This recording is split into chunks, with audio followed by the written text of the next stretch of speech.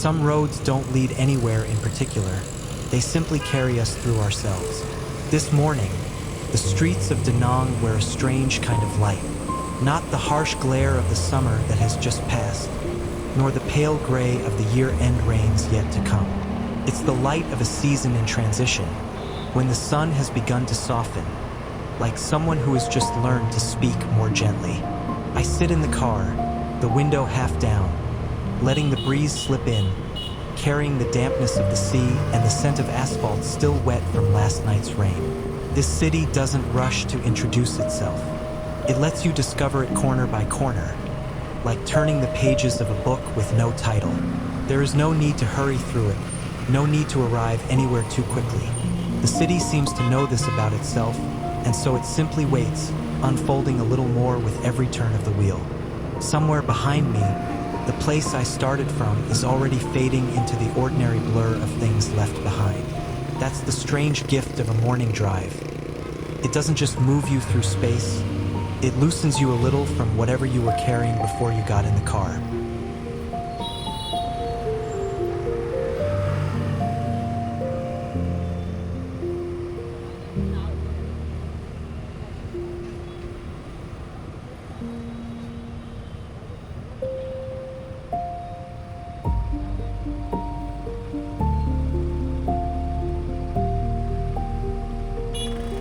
Ahead, a river of motorbikes flows without pause.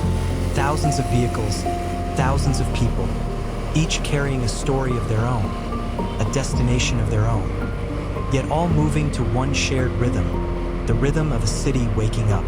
Someone carries a basket of yellow chrysanthemums for an early market. Someone else wears an office uniform, eyes still half asleep behind a face mask. Children sit behind their parents, school bags in their arms, watching the streets pass with unguarded curiosity.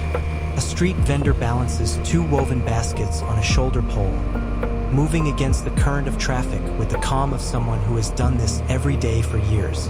An old man walks a small dog on a leash far too long, letting it wander into the path of the motorbikes and out again, untroubled. Nobody seems to mind. In a city like this, patience isn't a virtue people talk about.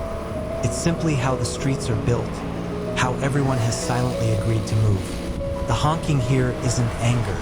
It's more like a greeting, a gentle signal that says, "I'm here. Do you see me?"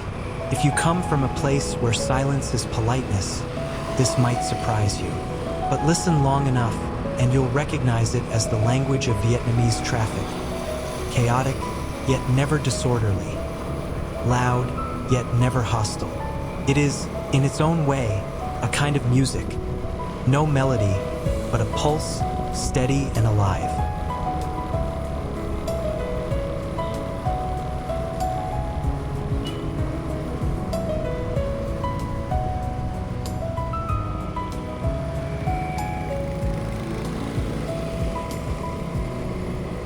The car slows as it crosses a bridge over a quiet river.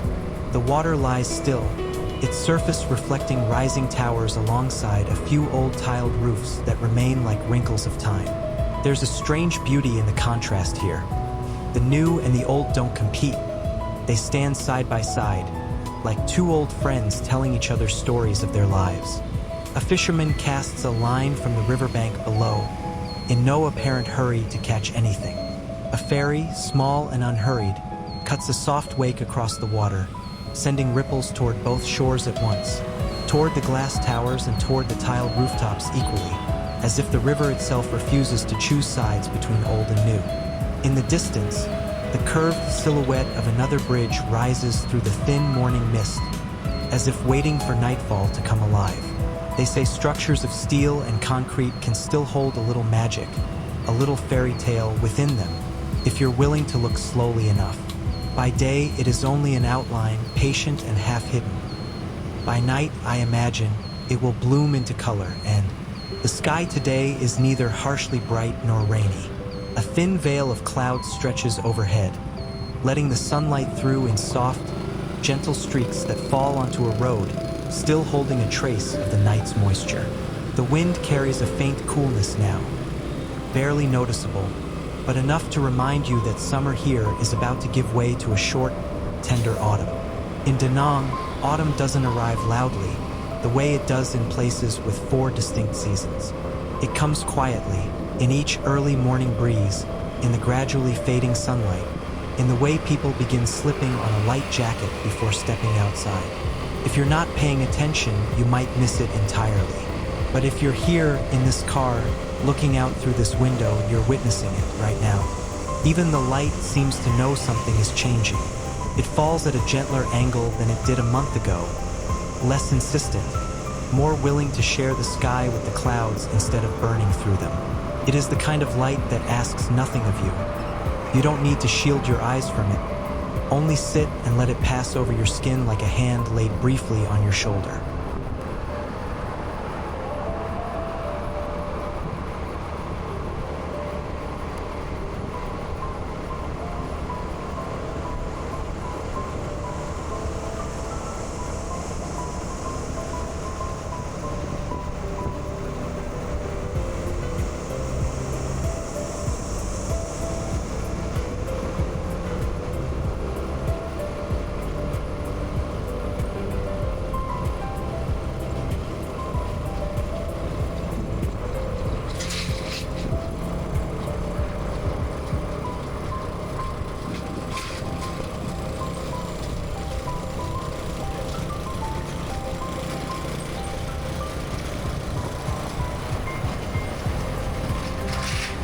On either side of the road, life simply continues. A woman sweeps fallen leaves in front of her shop, her movements slow and deliberate, like a small daily ritual. A sidewalk coffee stall, low plastic stools, men sitting quietly over glasses of iced black coffee, unhurried, as though time here moves to a different pace, slower, but never wasted.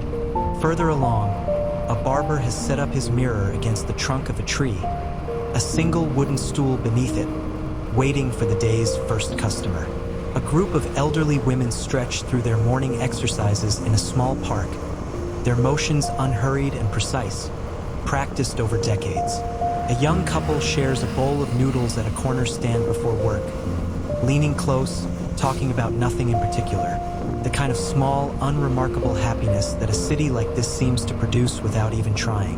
Shop signs crowd together along the street, Vietnamese script mixed here and there with English, Korean, Chinese. Traces of a city opening itself to the world, while still holding on to something distinctly its own. Da Nang isn't trying to become somewhere else. It's simply itself, gentle and growing a little more each day. Even as new towers rise along its edges, the old rhythms, the sweeping of leaves, the slow coffee, the shoulder pole vendors, refuse to disappear.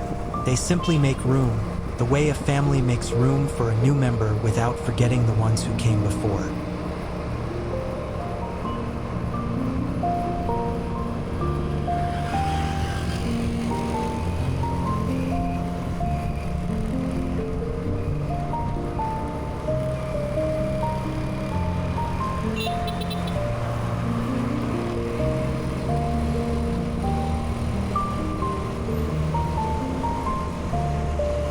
Someone once said, if you want to understand a city, don't go to its museums, don't go to its famous landmarks. Get in a car, roll down the window, and let the city pass before your eyes like an unscripted film. Nothing here is staged, only real light, real sound, and people living their very real lives. This road will eventually lead me somewhere else. But perhaps what matters isn't the destination. It's what drifts past the window while we're still on the way. A breeze carrying the season's first coolness, the honking of horns blending together like a song without notes, and a city slowly stepping into autumn, gentle as a quiet sigh of relief after a long summer. And perhaps that's the quiet lesson a morning like this offers, if you're willing to receive it. That arriving matters less than we think, and that most of what we remember about a place isn't the landmark we came to see, but the ordinary minutes we spent simply passing through it, half awake, window down, letting it all drift by. Da Nang, on a morning at the edge of autumn, it doesn't try to be beautiful. It simply is in a way that belongs to no one else.